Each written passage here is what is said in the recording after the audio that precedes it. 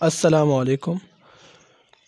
آج کی اس ویڈیو میں ہم آپ کے سامنے ایک مختصر داستان پیش کریں گے جو کہ اس بات کی غمازی کرتا ہے کہ ہر انسان کی سوچ مختلف ہوتی ہے۔ جس طرح انسان کی طبیعت ہوتی ہے بالکل اسی طرف انسان رجوع کرتا ہے، اور جب بہت سے اذہان ایک خاص مقصد کی طرف راغب ہو تو پھر ایک تنقیدی دبستان وجود میں آ جاتا ہے۔ قصہ کچھ یوں ہے کہ ایک دفعہ ایک بادشاہ کے سامنے 4 آدمی بیٹھے تھے، اندھا، فقیر، عاشق اور عالم۔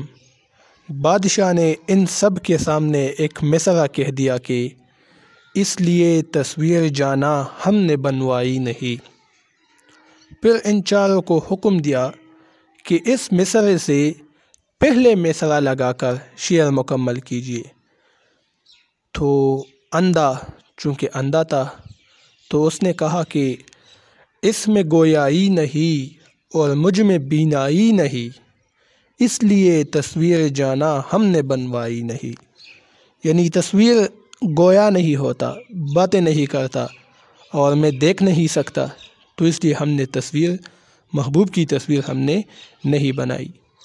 فقیر نے کہا کہ مانگتے تھے زر مصور جیب میں پائی نہیں، اس لیے تصویر جانا ہم نے بنوائی نہیں۔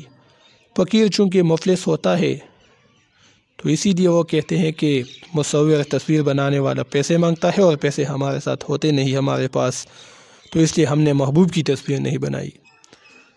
عاشق نے تو فوراً ہی کہا کہ ایک سے جب 2 ہوئے پھر لطف یکتائی نہیں، اس لیے تصویر جانا ہم نے بنوائی نہیں۔ یعنی جب ہم محبوب کی تصویر بنائیں گے تو یہ 2 ہو جائیں گے اور پھر یہ محبت نہیں ہے، محبت میں یکتائی کا مزہ پیا نہیں رہتا، اسی لیے ہم نے اپنے محبوب کی تصویر نہیں بنائی۔